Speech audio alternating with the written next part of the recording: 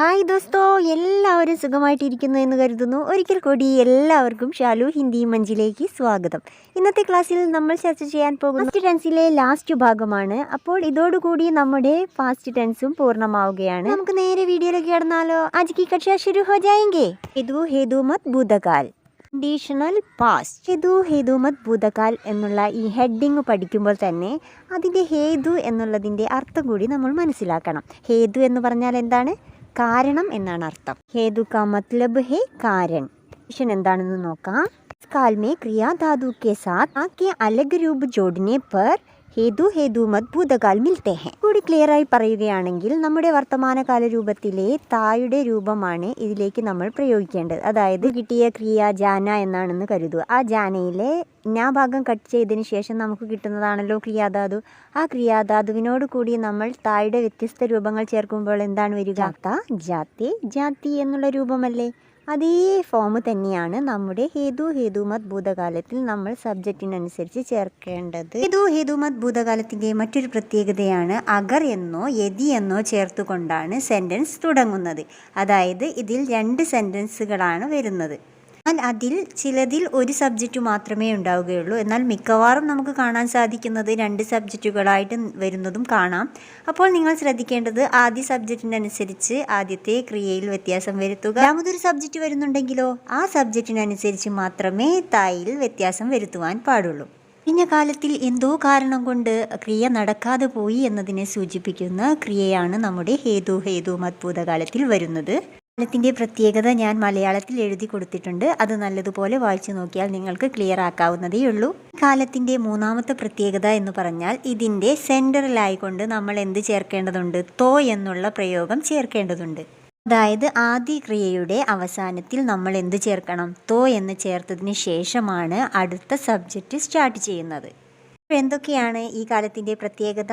തുടക്കത്തിൽ യതി എന്നോ അഗർ എന്നോ ചേർക്കുന്നു. പിന്നീട് ആദ്യ ക്രിയയുടെ അവസാനത്തിൽ നമ്മൾ തോ എന്ന് ചേർത്ത് കൊടുക്കണം. എന്നിട്ട് അവസാന ക്രിയ അവസാനിക്കുന്ന രീതി എങ്ങനെയായിരിക്കണം? രണ്ടാമത്തെ സബ്ജക്റ്റിനനുസരിച്ചായിരിക്കണം. തായിൽ മാത്രം അവസാനിക്കണം. ക്രിയാരൂപം ജാത്ത എന്നോ ജാത്തേ എന്നോ ജാതി എന്നോ സ്ത്രീലിംഗ പുല്ലിംഗ ബഹുവചനത്തിനനുസരിച്ച് അവസാനിപ്പിച്ചിരിക്കണം. പിന്നെ നിങ്ങൾ പ്രത്യേകം ശ്രദ്ധിക്കേണ്ടത്, നമുക്ക് കിട്ടിയ ക്രിയ ജാന എന്നാണെങ്കിൽ അതിനെ ജാത്ത എന്നാക്കി മാറ്റുകയാണെങ്കിൽ അവിടെ അവസാനിക്കുന്നു നമ്മുടെ ക്രിയാരൂപം.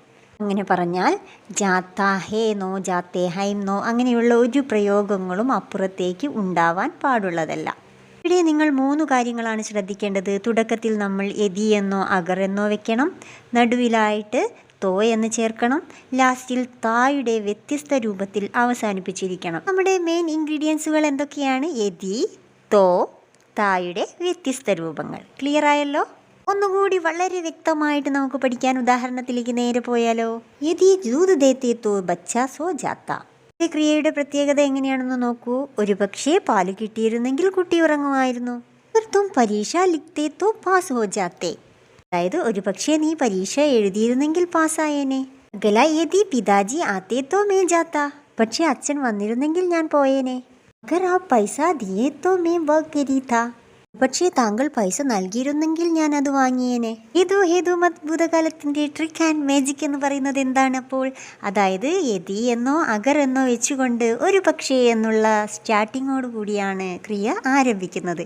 അത് ആരംഭിച്ചു കഴിഞ്ഞാലോ അതിൽ നിങ്ങൾ നൽകിയിരുന്നെങ്കിൽ, എനിക്കത് നിങ്ങൾ പറഞ്ഞു തന്നിരുന്നെങ്കിൽ, അങ്ങനെ എങ്കിൽ എന്നുള്ള പ്രയോഗത്തിന് നമ്മൾ എന്ത് ചേർക്കുന്നു?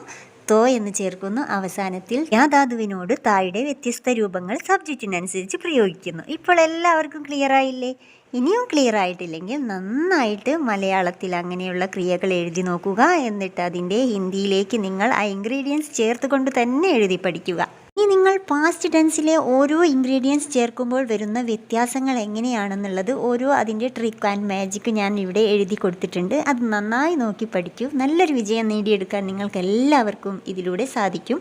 ഇൻഗ്രീഡിയൻസ് എല്ലാം നോക്കിക്കൊണ്ട് മലയാളത്തിൽ ആദ്യം സെൻറ്റൻസ് എഴുതി അതിലേക്ക് ട്രാൻസ്ലേറ്റ് ചെയ്ത് നിങ്ങൾ സ്വയം എഴുതി പഠിക്കുകയാണെങ്കിൽ യാതൊരു സംശയവുമില്ല, നിങ്ങൾക്ക് എല്ലാവർക്കും നല്ലൊരു വിജയം നേടിയെടുക്കാൻ സാധിക്കും. അപ്പോൾ ഇന്നത്തെ ക്ലാസ് ഇവിടെ പൂർണ്ണമാവുകയാണ്. എല്ലാവരും സ്കിപ്പ് ചെയ്യാതെ തന്നെ വീഡിയോ കാണാൻ കാണാൻ ശ്രമിക്കൂ. തന്നെ നിങ്ങളുടെ വിലയേറിയ നിർദ്ദേശങ്ങളും അഭിപ്രായങ്ങളും ഒക്കെ കമൻറ്റ് ബോക്സിൽ അറിയിക്കുക. നിങ്ങൾക്ക് ഈ വീഡിയോ ഉപകാരപ്രദമായി എങ്കിൽ കൂട്ടുകാർക്കൊക്കെ ഷെയർ ചെയ്ത് കൊടുക്കാൻ മറക്കരുത്. അപ്പോൾ മറ്റൊരു വീഡിയോയുമായി വരുന്നത് വരെ ഞാൻ നിങ്ങളുടെ സ്വന്തം ശാലിനി സുജിത്ത്. See you.